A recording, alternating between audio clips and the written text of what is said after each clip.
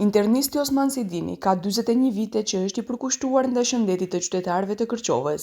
Karrierën e ka filluar në vitin 1984 në dispanserin e fëmijëve për të vazhduar më pas në ndihmën e shpejtë për 9 vite rresht.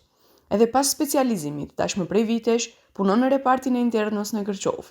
Ai kujton me shumë kujdes fillimet në punë dhe kushtet me të cilat ka punuar. Po ma vështirë ka qenë në ndihmën e shpejtë. Ku kam punuar në ndihmën e shpejtë, 9 vjet kam punuar në ndihmën e shpejtë. Kemi punu vetë, s'kemi pas një specialist, kemi pas me cilën të konsultohemi, kemi qenë shumë në situata delikate, në shumë momente, natën.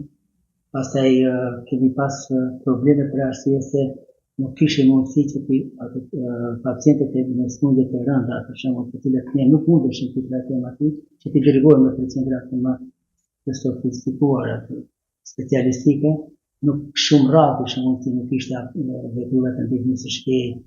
Internisti Osman Sejdini, edhe pse ka dalë në pension që në vitin 2022, ende vazhdon të kontribuojë në spitalin e Kërqovës në repartin e internos. Pas di mush, drejtori më thirrri në bisedë, dhe tha kemi nevojë për ty që të kthehesh në punë. Unë mendova pa hamendje dhe ktheu. Që atëherë, edhe pse në moshë 80 vjeçare vazhdon të punojë, bën ekografi dhe gastroskopi, tashmë ka filluar të mbajë edhe kujdestari për shkak të mungesës së kuadrit në këtë repart. Nuk ka një të shkojnë disa kanë shkuar specializim, edhe kështu që kanë vetë reparti nuk ka shumë mjek, edhe prandaj edhe unë jam kompenzoj. Ai thotë se do të vazhdojë të punojë derisa të ketë nevojë spitali dhe ta lejojë shëndeti, ndërsa për mjekët e rinj ka një mesazh që të specializohen dhe të kthehen të punojnë në Kërqovë, sepse qytetarët kanë nevojë për ta.